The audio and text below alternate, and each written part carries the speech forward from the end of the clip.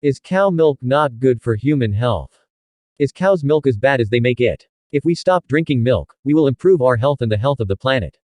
This is one of the messages that has been heard recently on the internet and social networks talking about dairy products.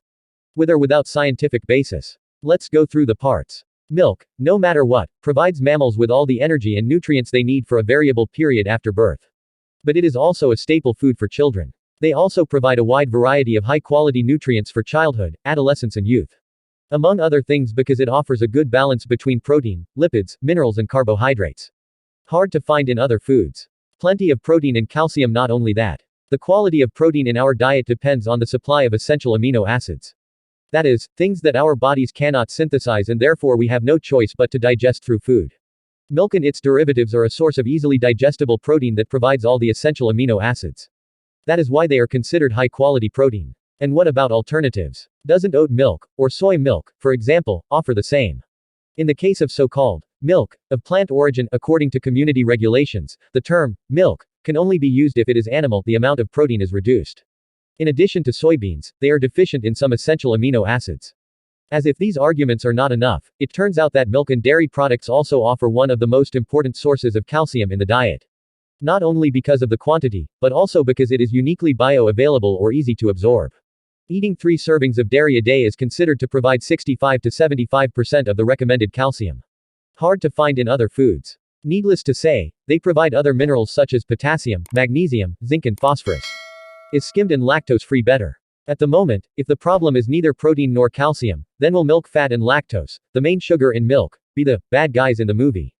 Or you? It is true that 70% of milk lipids are saturated fatty acids.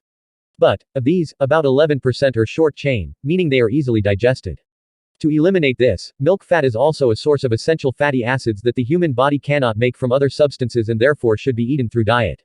These fatty acids are essential for the proper functioning of the body, such as clotting, blood pressure control, and inflammation. In fact, although many nutritional guidelines recommend the use of low-fat or non-fat dairy, recent studies have shown that dairy fat does not have a negative effect on heart health. Medium and short-chain fatty acids in dairy fat are used as an instant energy source, so they do not accumulate in adipose tissue and have no effect on blood cholesterol levels. In addition, there are indications that dairy products may reduce heart risk. In addition, due to its high fat content, milk contains fat-soluble vitamins A, D and E. In contrast, recent epidemiological and intervention studies have shown the benefits of dairy products in maintaining body weight. In particular, this effect has been attributed to its high protein content, which provides a remarkably satisfying effect with relatively low calorie intake. It has been the subject of much debate due to intolerance issues that some people suggest. However, it is important to keep in mind that many dairy products, such as yogurt or cheese, have very little or no content.